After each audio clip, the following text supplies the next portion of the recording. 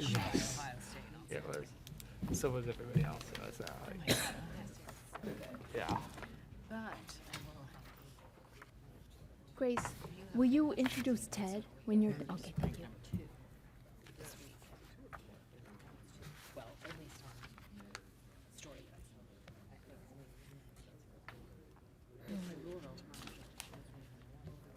Michigan State plays Duke tomorrow. Duke lost to Stephen F. Austin. Has Michigan lost yet? Oh, they have not? It's Michigan State's lost twice. But they beat Yeah, I know. Gonzaga. Yeah. Mhm. Yes. Oh, this is your third rodeo. I lost that to China. Yes. What was your position last year? Or the previous 2 years before this? Were you finance? You been in charge of finance for all? What year before this is your third? Okay. You weren't even went straight in and jumped right. Oh. They knew they're getting a solid person. They'll get another 5 years.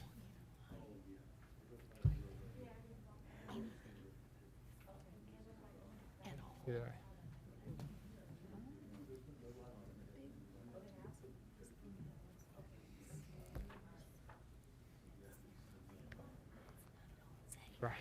Right. The longest Right. minute, You know, 6:59. it's always, yeah.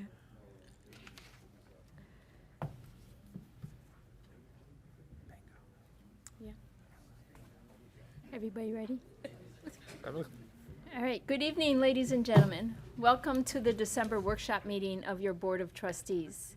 To honor our nation's heroes and especially to honor the men and women in uniform who serve and protect our community, please rise and join us in the Pledge of Allegiance. I pledge allegiance to the flag of the United States of America and to the republic for which it stands, one nation, under God, indivisible, with liberty and justice for all. Thank you. Clerk Horvath, may we have the roll call, please? Yes, Madam President. Trustee Chen, Here. Trustee Fink, Here. Trustee John, Here. Trustee Rudolph, Here. Trustee Sifferman, Here. and Trustee Terrell. Here. All present. Thank you. Having read the agenda, does any trustee have an addition or deletion to tonight's agenda? Hearing none, we'll move on to the Truth in Taxation public hearing. I'd like to call that hearing to order. This hearing is concerning the 2019 village property tax levy. Clerk Horvath, will you please confirm that no one has left? I will make that confirmation. Thank you. And can you confirm that this hearing, notice of this hearing has been published in a local newspaper? That notice was published in the November 21st edition of the Suburban Life. Thank you. We'll now move on to the presentation on the 2019 property tax levy by Village Manager Ingrid Veltme and Finance Director Grace Turi.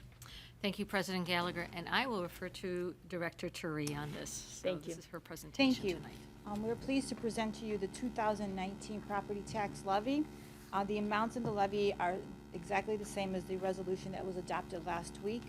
The 2019 levy in total is $9,093,102.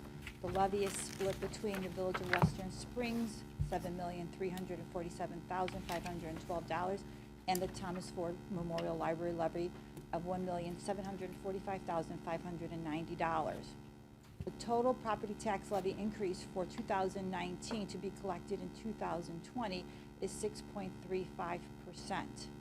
The village's portion of the property tax increase is 7.35%, which will generate an additional $502,000 approximately. The allocation of the $502,000 are as follows. $111,980 to the police pension fund, $67,541 or 14% to IMRF. Both those are pension funds, and the increases are allocated due to changes in interest rate assumptions. We also allocated $57,000 additional dollars to capital purchases, $50,000 to the C-SPAR Sensory Room. And we have also included in this year's levy $216,000, which is additional due to the 2019 series bond issue that was approved by referendum.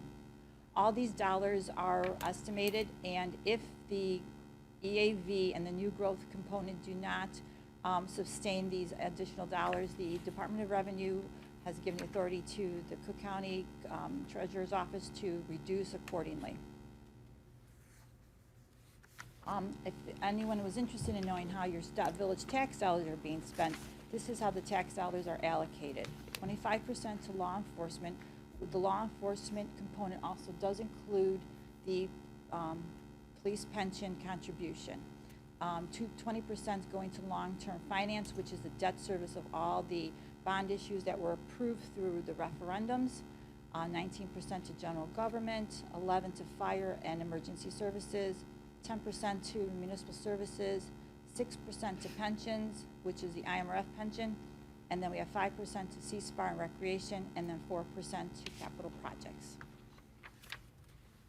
If interested, this is how an individual's tax bill would be allocated, using a $9,000 tax bill as an example. Of the $9,000, the village would receive about almost 12%, or $1,064, and the rest of the $9,000 would be allocated to the various school districts within your tax body. That would conclude my 2019 levy proposal. Thank you.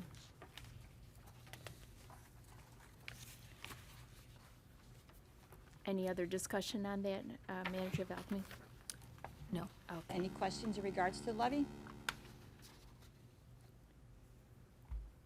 Okay, then we'll move on to the discussion of the ordinance of the Board of Trustees regarding the levy, assessment, and collection of taxes on property within the village of Western Springs, Cook County, Illinois, for the fiscal year beginning January 1, 2020, and ending December 31, 2020, the 2019 property tax levy. Does anyone have any comments or discussion regarding the levy? Okay. We have an ordinance directing the Cook County Clerk's Office to reduce the 2019 property tax levy, as Finance Director Turi mentioned, in a certain matter according to the provisions of the tax cap. Item number C, we have tax levy abatement ordinances for outstanding bonds, as Finance Director Turi also mentioned. And then if there are no questions and comments by board members, we'll now open the meeting up to the public to ask any questions or comment to the board.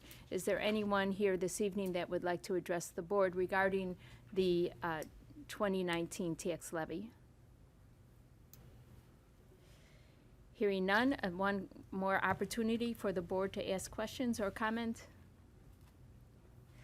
Then may I please have a motion to place 3 items on the December 16th Village Board meeting agenda for final action and approval? I'd make that motion that these 3 items, the discussion of the ordinance directing the Cook County Clerk's Office to reduce the property tax, and also the tax levy abatement ordinance be placed on the omnibus for December 16th, 2019. Thank you, Trustee Terrell. Is there a second? I'll second. Thank you.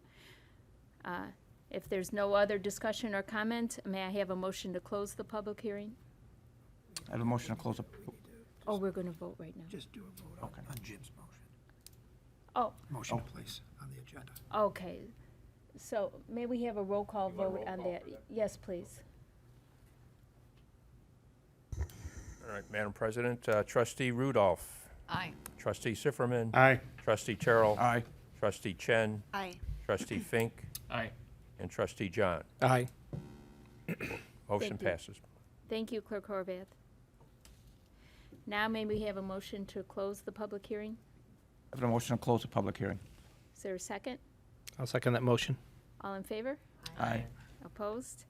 Okay, ladies and gentlemen, the public hearing relating to the 2019 tax levy is closed.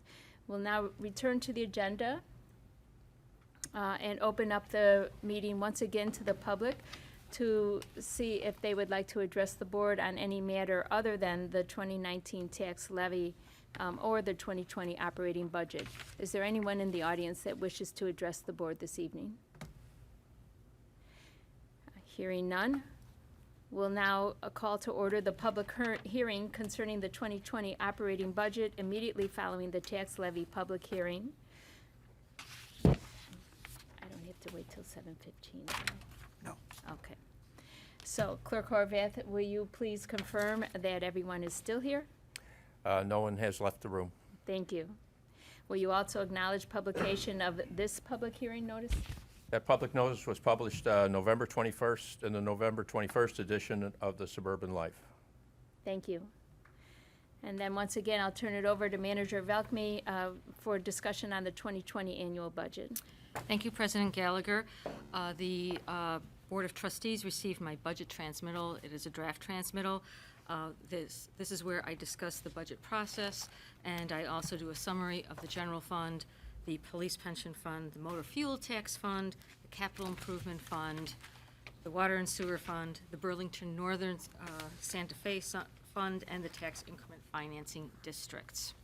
As you can see from this budget, it has really held the line this year with regard to large purchases and so forth. And we also have a lot of projects that we started in this fiscal year that we are going to be completing in the next fiscal year. Isn't that much remarkable difference and so forth. But our Finance Director, Grace Turry, will be presenting the numbers for the proposed budget. So she has her presentation. Thank you. Thank you, President Gallagher, Board of Trustees. I will just go over some highlights because Manager Velkme went over through some of the details. So under her guidance as a budget director, the budget process started in August. Each director did meet with their respective committees. The Finance Committee reviewed all the revenue estimates, and a draft of the budget was distributed to the board and has been made available to the public at Village Hall and at the Thomas Ford Library. For your approval, we are presenting a budget that includes revenues in the amount of $27,004,503 and expenditures in the amount of $29,799,496.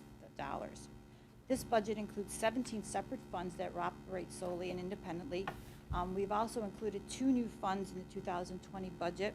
Those funds are to account for the TIF District North, which will be established, and also for the Ridgewood Oak Special Service Area, which will be commencing in 2020.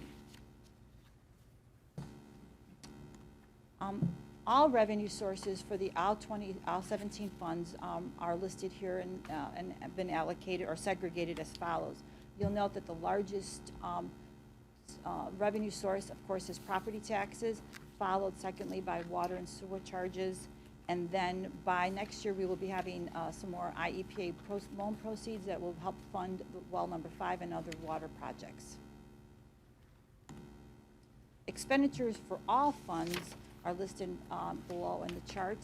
The largest expenditure allocation would be salaries and benefits, which is typical for a service organization, then followed by contractual services.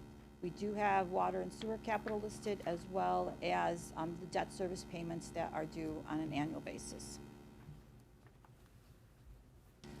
For the general fund, which is our largest fund and represents our operating fund, we have not established any new fees for 2020. Our property tax increase included in the general fund is a 3.14% increase. We did, however, at the last meeting, amend the vehicle license ordinance, making the penalty effective January 1st at $50 for any vehicles stickers that are purchased on or after May 1st. As far as expenditures that are included in the general fund budget, we have salary increases approximately 2.5%. Our health insurance increases 3.5%. Police pension contribution went up 8.43%, and the IMRF contribution went up 18.1%. Those 2 percentages for the contributions for pensions are mainly due to changes in actuarial assumptions and the market decline at the last quarter of 2018. This is a chart for the general fund allocation of revenue sources. Again, we're stressing that property taxes is our largest source of revenue, followed secondly by general sales and use tax. And if I can just digress for a minute, I just wanted to stress that local use, as general sales tax and local use tax are very important to the village because it is what the village earns directly from shopping locally. So this is just an illustration of if a person, a resident on a Saturday were to spend somewhere between $290, coming back directly to the village is $2.90, which multiply that by hundreds of transactions is serious money to the village. For every $1 million that's spent, the village receives directly directly receives $10,000. So if I can paraphrase, what gets spent in Western Springs stays in Western Springs. So it's a good thing to shop locally. It's important because it's our second largest source of revenue. General fund expenditures are broken out for you here. Again, salaries and benefits are our largest component of expenditures, followed by contractual services. Contributions to police and fire pension is also a large dollar contribution made out from pension fund, from the general fund. This chart is just a demonstration of what the true cost of operating the village, excluding water and sewer, and you can see that on a day-to-day basis, it costs annually $12,810,000 to run our village. And then for capital improvements, these are some purchases that we're going to be making for capital improvement. It should be noted, two things. This year, for the first time, we will be leasing vehicles rather than purchasing them outright. What's important here is that the vehicles for the first time will be hybrids, which is a pilot program, and we hope it's going to be successful so that we can use those models in the future years. Also, what we want to also point out to the board and to our residents is that the water tower, we're going to allocate $162,000 worth of repair and maintenance to the water tower, which is an aging structure, but we want to maintain it and maintain its integrity because it's the village's symbol. And just to let you know that every year there's serious cash outlay to keep that building looking good. Also, we do have in the under machinery and equipment for the fire and emergency services, we have $75,000 for scuba equipment, which we unfortunately did not qualify for a grant, so we have to have an unfunded mandate to replace that equipment. We also have here what we're going to be doing in the roadway construction projects. So as the legend indicates, the blue are going to be grind and resurface streets, and then the red are going to be concrete reconstruction. These, am I correct in saying these are established for next year for sure? Correct. So we'll be working on those streets next year. We have one more tranche for the referendum bond, which is scheduled for 2021. And once those proceeds are received, we will continue with the roadway projects. But at the end of at the depletion of those funds, we will have to plan how we're going to continue the roadway projects going forward after that. As far as water and sewer goes, we are working on completing the projects that we started in 2019. That includes the completion of well number 5. We have the Clausen Avenue reconstruction. Is that south? Yes. The south section of Clausen Avenue. And then, of course, we have design and inspection engineering associated with those two projects. We have 2 minor projects going on with sewer, which is roadway repairs and some smoke testing and I&I repairs as well. And finally, I'd like to present the funding status of the police and fire pension funds. And the fire pension fund is red at 86% funded. It's a small fund, but our larger fund, which is the police pension fund, took a little dip last year, mainly because of the the assumptions that we changed, as well as the market decline. So we are going to keep looking at that fund. The police pension fund is looking at changing some interest rates assumption, and we're going to see how that impacts the funding ratio going forward. Finally, I just would like to thank all the directors, the assistant directors, and Manager Velkme for her guidance in putting the budget together. Hopefully that we'll be able to adopt it in December 16th meeting. I do have to introduce Ted Bo Davis, he will talk about the Thomas Ford Memorial Library budget, and at the completion of that presentation, I'll be glad to answer any questions. Thank you. Thank you very much.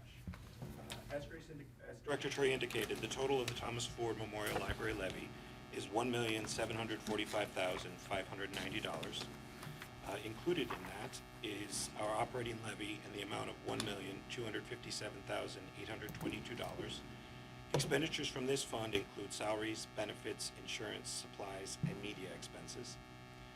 The library's building and maintenance levy this year is $155,678, which represents 0.02% of the anticipated EAV as stipulated by law. Expenditures from this fund will include contractual services, building supplies, furniture, and equipment. The library's IMRF levy for fiscal year 2020 is $74,000, and our bond levy is $258,090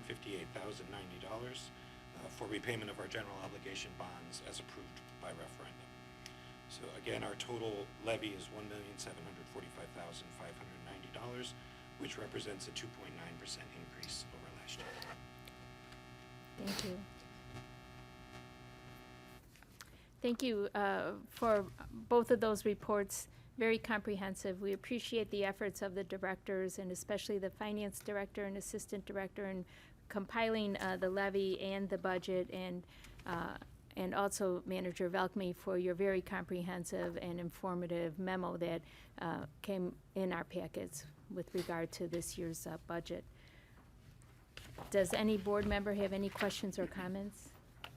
I just had a quick question. Director Turi, the revenue was 27 million, the expenditures was 29 million. Where's the shortfall come from? Reserves. We have that much reserve? But yes, and also your expenditures for the water plants, for the water, the well, and for other water IEP funded, those dollars go out and we receive the money later, so there's always a that's right. timing issue. Okay.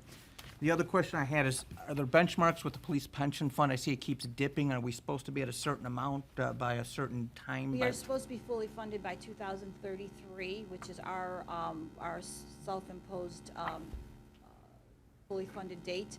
We are working toward that end. Every year, every quarter, the police pension fund evaluates what the fund is doing and tries to strategize to get that to that point. The market's been better lately. Will that be reflected in Yes. first quarter of It's a 2020? rolling, it's a 5-year rolling smoothing, so that Oh, okay. we drop off a year, we'll pick up a good year. Director Turi, isn't there a state requirement that you have to be fully funded by 2040? Yes, but So we are we're- aggressively working toward a quicker, fully funded status. Right. And that was a policy set by the board a while ago? Yes. Yeah. Director Turi, I have a question regarding contractual services. How, is that trending up? It trends up when we have big projects because included in the contractual services are engineering costs. So as we have larger projects, our engineering costs do increase. So this year's budget would have an increase over last year's allocation for contractual services? Slight increase because we have more projects going. Thank you. Any other questions or comments? At this time, I'd like to open the meeting up to the public for their comments or questions. Does anyone wish to address the board this evening? Hearing none, one final opportunity, board members, for questions or comments on the 2020 budget. If not, I'd like a motion, please, to place these two items on the December 16th meeting agenda. I would be making that motion to place the ordinance approving the Village of Western Springs fiscal year 2020 operating annual budget for the fiscal year 2020, and the ordinance approving the amendments to the fiscal year 2019 on the 12/16/2019 Village Board meeting. Is there a second? I'll second that. Okay. All in favor? Aye. Opposed? All right, that motion carries. We'll place those on the agenda for December 16th. May I now have a motion to close the public hearing? To close the public hearing. Is there a second? I'd second that motion. All in favor? Aye. Opposed? All right, now we will return to the workshop meeting that was convened at 7 p.m. We'll move on to consideration of our agenda items. First up, our committee reports, and first up is Properties and Rec Committee Chairman, Trustee Chen. Okay, thank you. I have actually 2 items to report out of the Properties and Recreation Committee tonight. One is the 294 pedestrian bridge, and the other, Grace just alluded to, a pilot program for leasing 2 hybrid vehicles this year. So, first of all, the trustee Terrell and I discussed the pedestrian bridge, which will need to come down due to the 294 construction. And we all received in our packets a memo from Manager Velkme, and we discussed all of those things in tonight's meeting. So there was a survey that was responded to by Western Springs residents, and the results of that survey came out that 58% of respondents preferred the existing location, which is at Maple and Western in Western Springs, and 38% of the respondents prefer moving the pedestrian bridge to the 47th Street location, which was proposed. We can discuss more about what the respondents said in that regard. Also, I did ask Director Bernacki for what the Hinsdale survey results were, and Hinsdale was the opposite. They had less people respond. 345 people responded, but 53% of their respondents preferred moving the pedestrian bridge to 47th Street, and 43% would like it to stay at the existing location. So that's how the survey results came out. Also, we did have a count of people that used the bridge in the period between October 26th and October 29th. And it came out 288 people used it westbound and 287 people used it eastbound. So over a 4-day period. So that was the number of people that used it in that period. Also in our packets, we received a very brief memo from the Western Springs Police Department, and they recommended moving the pedestrian bridge to the 47th Street location for public safety. Was one of the reasons they listed. And secondly, we received a letter from the Western Springs Park District, and they also recommended moving the pedestrian bridge to the 47th Street location. Lastly, we've received many comments from residents throughout the village, both for leaving it in the current location and moving it to 47th Street. We did receive a letter from 11 families that live on Western that strongly opposed keeping the bridge in that location. So we did receive that as well. And lastly, it should be noted that the Hinsdale Village Board discussed the matter at their November 5th board meeting, and they recommended moving the pedestrian bridge to 47th Street, to the 47th Street location. So those were all the things that we had to consider, and myself and Trustee Terrell discussed those in our committee meeting. And I will report out that we are coming out neutral. We sort of split how we felt about the 2 locations, and I don't know if you want to discuss how we both came out, but we're reporting back a neutral recommendation for further discussion with the full board. Okay, thank you, Trustee Yes. Chen. Oh, sorry. So before we go to that, let's discuss this if it's okay. But I do want to say that as a Tollway Board Director, I will not be participating in the discussion. I would not vote. I would not vote anyway because this is not within the purview of what the president votes on. But I will not participate in the discussion as well. Just to be clear, that we have no conflict of interest. So, does anyone have any additional comments? How is the final determination made? I understand all of the input. I appreciate that residents have been solicited. We've had a lot of comments, and of course, both sides of 294 have input. But who ultimately decides? Well, I will pass it over to Director Supert or Manager Velkme, but as I understand, we are making a recommendation to the tollway, and ultimately, they can take our recommendation. And if they're different, then Then the tollway would probably make the final recommendation on that. Okay. Okay. It is tollway money at this Right. time, yes. Okay, but it sounds very split. It sounds like the input on both sides is very split, also reflecting your committee is Right, split. if I might add, to that point, trustee Chen and I were opposed, and the reason why I was opposed, well, trustee Chen, I don't want to put words in your mouth, but you are in favor of it being on 47th Street. I'm more, I see more merits to that location. And I appreciate that, but I live over in that Old Town area, and the people that I've spoken to in my district are the ones who use it the most. And it's the proximity to Hinsdale, it's the proximity to use it to get to Whole Foods, Ground Mill, bike paths to Oak Brook. I've heard a lot of positive things about why they want it to stay. Now, I understand that it has to come down, and it's going to be down for a year, and they'll have no access whatsoever, but included in that was they can't get across Ogden now. The only alternative way is to go into the woods, if we don't have the bike path, to go into the woods over. So from my perspective, I would be in favor of keeping it where it is. And the reason why I'm mentioning this is because it's going to be an issue for the other board members to decide, and hopefully not 3-3. One thing I did want to state is that if we do decide to keep it where it is, I would be asking, if at all possible, and I know that this may be difficult with the police department, is to have some sort of privacy fence, because the residents who did come to the meeting have expressed quite purposefully that the switchback is almost at an eye level with their bedroom windows, and I think that'd be an unfair burden to put on them. So if we are going to keep it where it is, I would ask for some sort of way or a study to see if a privacy fence could be installed, notwithstanding the fact that that may be burdensome with being able to see what's going on the walkway. But that's just an example of how within our own committee we were split. So it'll be a little bit of homework for you other trustees before we come to a final vote on this one. And when does the final vote need to occur? Is there a deadline?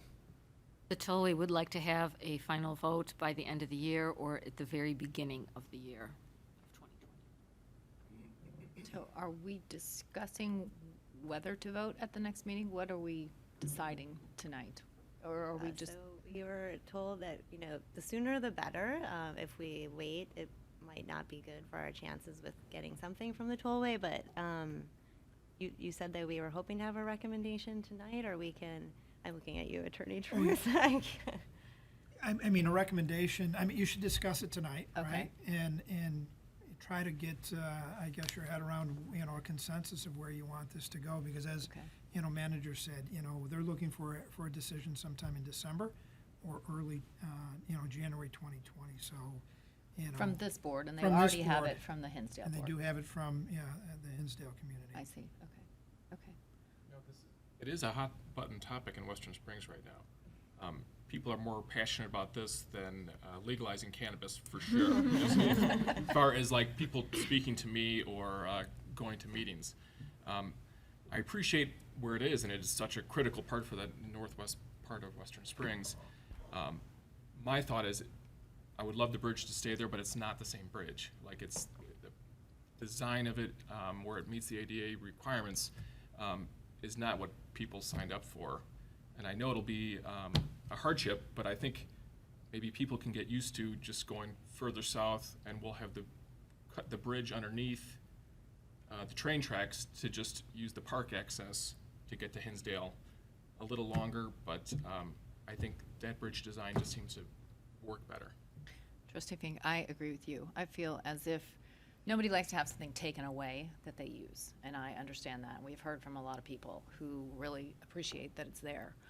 But I look back to the original reason that it was even put there, and that reason, the school district no longer exists. And to your point, Trustee Fink, I think if we were to start brand new and say we needed to have a pedestrian bridge over 294, we would never put the kind of bridge that is required with the ADA specifications, we would never put that in our residents' backyards. So for me, I kind of look at it more as a kind of from scratch, and if we didn't have what we have now, to me, a very logical place is 47th Street and connecting the two parks. So that's where I come out in favor of that option.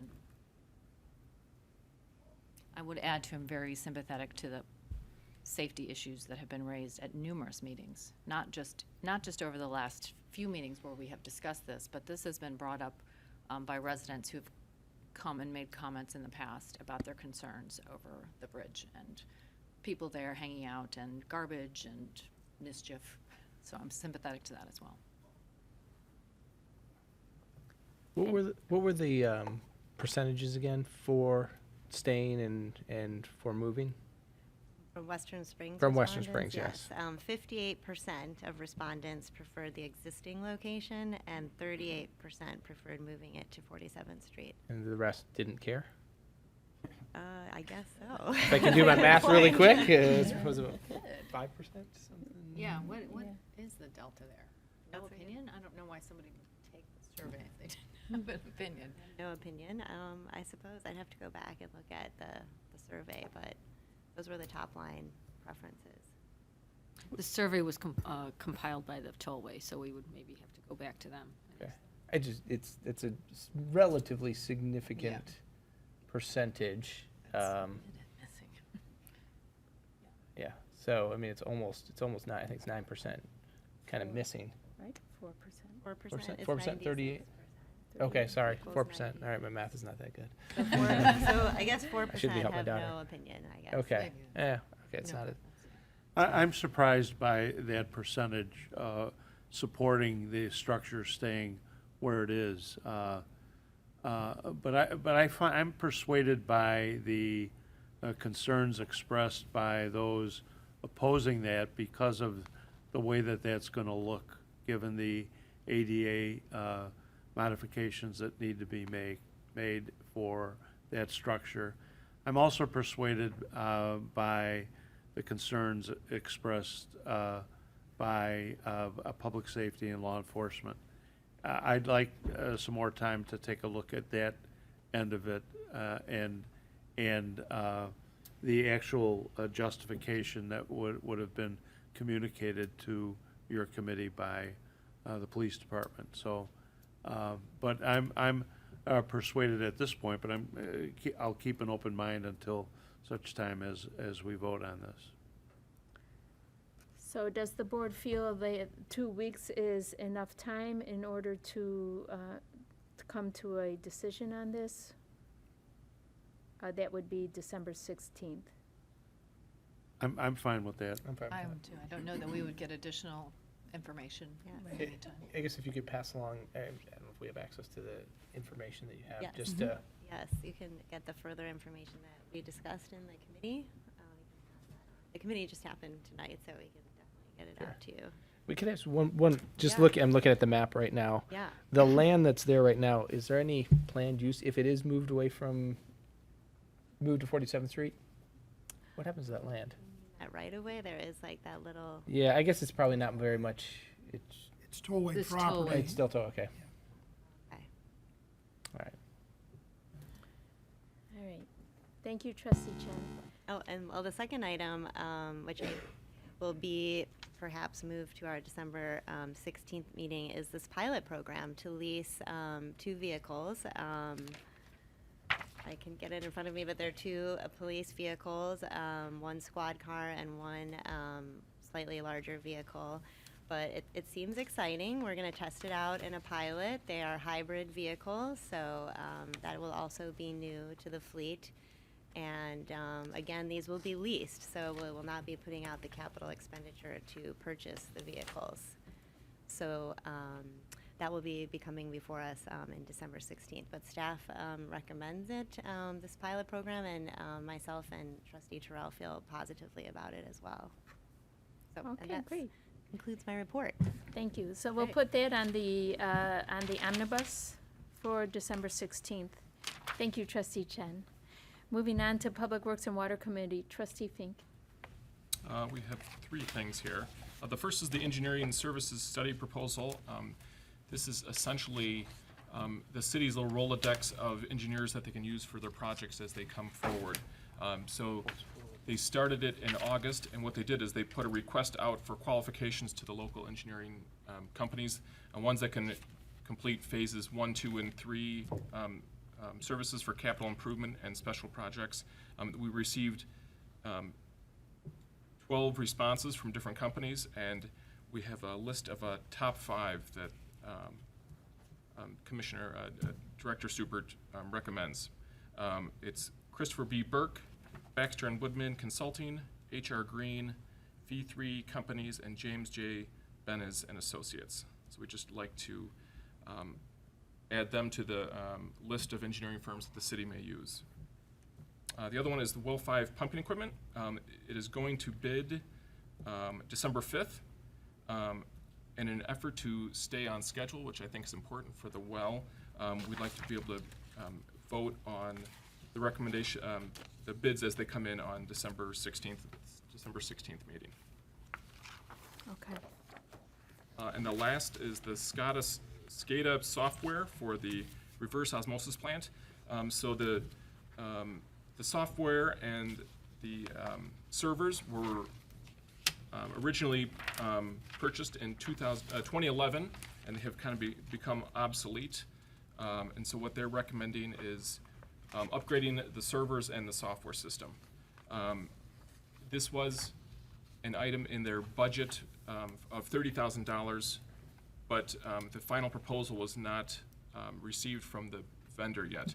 And so they'd like to increase that to $54,400. And this will not go to, we'd like us to waive the bidding process since the vendor Concentric Integration is the sole provider for the hardware and software system. Okay, thank you. So we'll put those on the December 16th omnibus, those items. Thank you. Anything else? That's it. Okay, thank you very much. Planning and Zoning Committee, Trustee John. Thank you, but nothing for me today. All right, thank you. Moving on to Finance Committee, Trustee Rudolph. Only to just note that the budget and the levy, as we discussed previously, will be on the omnibus at the December 16th meeting. And also, I want to also reiterate the thanks to Director Turi and Village Manager Velkme and all of the staff who contributed to getting this budget into place this year. But for me, just the overall sort of diligent stewardship and scrutiny of all expenses is greatly, greatly appreciated. I think that everybody does a great job of balancing both the need to be frugal and cost-conscious, along with the expectations for safety and services that our residents expect. So again, congratulations to all. Thank you very much. Thank you. And nothing further. Thank you, Trustee Rudolph. Moving on to Public Health and Safety Committee, Trustee Sifferman. Madam President, I only have one item to call everybody's attention to, and that's Chief Budd's holiday public safety message that is contained in your packets, but also is posted on the village website and the police department Facebook and Twitter pages. This includes various crime prevention tips related to vehicle security, shopping safety, home security, as well as social hosting responsibilities that everybody needs to take note of, and our driving safety. And it really is important in this season of giving that is upon us that is equally threatened by the season of taking by others that will be looking in cars for presents and gifts and key fobs and wallets and other items that are left in unlocked vehicles that we see from time to time. And so I think just calling attention to the fact that a lot of things are on our minds in this holiday season, and just to keep a watchful eye on our family, our friends, our property, and hopefully this will be a safe holiday season for us all. And that's all I have to report this evening. Thank you, Trustee Sifferman. Very timely and always good to hear. Moving on to General Government Committee, Trustee Terrell. I have nothing to report, thank you. Thank you. And we'll move on to my report. In your packets were the resumes and original applications of several commissioners, all of whom have agreed to be reappointed to their roles on their respective commissions.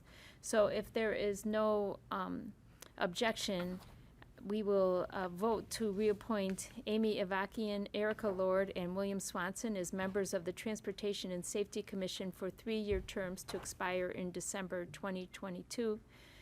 Also to reappoint Jeffrey Fuss as a member of the Board of Zoning Appeals for a 5-year term to expire in December 2024, and reappoint Peter Glimko as Chair of the Plan Commission for a 3-year term to expire in December 2022, and we'll take that vote at the next meeting.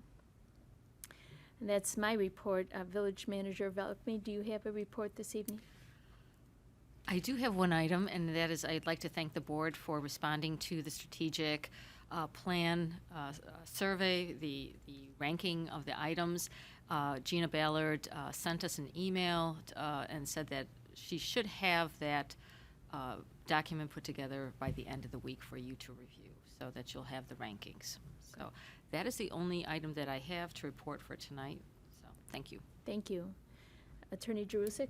Just a quick reminder that at the next board meeting, the North TIF ordinances, forming that TIF district will be put on the agenda as action items. There'll be 3 separate ordinances. 2 of them relate to creating the TIF, and 1 relates to amending your code to identify that TIF along with the south downtown TIF district. So there'll be 3 action items for approval. Okay. Thank you. Anything else this evening? Hearing none, is there a motion to adjourn?